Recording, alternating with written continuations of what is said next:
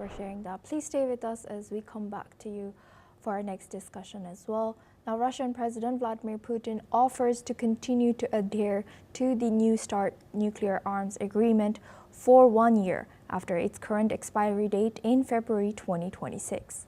Let's listen into what President Putin has said. Поэтому Россия готова после 5 февраля 2026 года продолжить в течение 1 года придерживаться центральных количественных ограничений по договору о СНВ. Meanwhile, the White House has said that Russia's proposed 1-year extension to the last treaty limiting both countries' nuclear weapons sounds pretty good. Spokesperson Caroline Leavitt has said that U.S. President Donald Trump is aware of the proposal and wishes to make public comments on it. Let's listen into what she has said. Russia. The president is aware of this offer extended by President Putin, and I'll let him comment on it later. I think it sounds pretty good, but he wants to make some comments on that himself, and I will let him do that. Now, for this discussion, we go back to Mark Sutherland. He's a geopolitical commentator, joins us live from London. Thank you very much, Mark, for staying with us. Now, yes, like we discussed in our earlier discussion, that President Trump is trying to keep the doors open between between U.S. and Russia, which the previous administration did not do. So what does U.S. President Donald Trump have in the discussion, or what responsibility does he have in the discussion about this treaty's extension? I believe this is the treaty that they would call the START Treaty. I think that was signed 2010. I hope I have that right.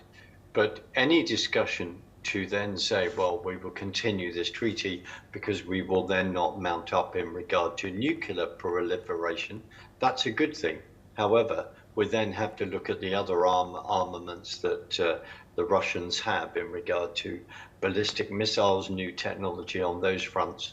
And I'm sure that if the administration then look at this and handle this, yes, okay, that's fantastic. We'll have a discussion about extending this treaty. That's fantastic, but we need to address other issues as well.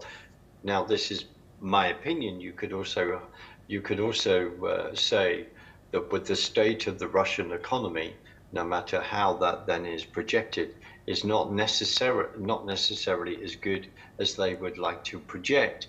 Any situation that they can have to say, well, we don't have to spend money here because we can then save it, that would be something economically they need to look at. But they were warned. They were warned even by someone that was in the Kremlin of the cost, which just being pushed out. I think that's called Dmitry Kavosk. That this is an expensive venture in regard to Ukraine. So all of these must be in their minds all at the same time, Asima. Right.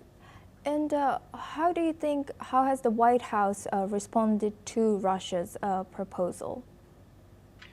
Well, you've just heard Caroline Leavitt say, I will leave that to the president to then make remarks, which would be, as she is the head of communications officer in that sense, by being that public speaker of the administration, she would then be fed orders in a way or advice to say this.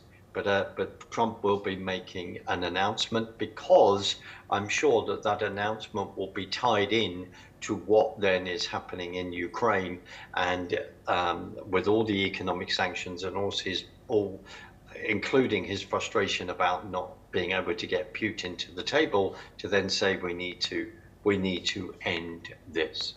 Right. Asuma. Thank you very much, Mark, for sharing that insight. Please stay with us as we come back to you for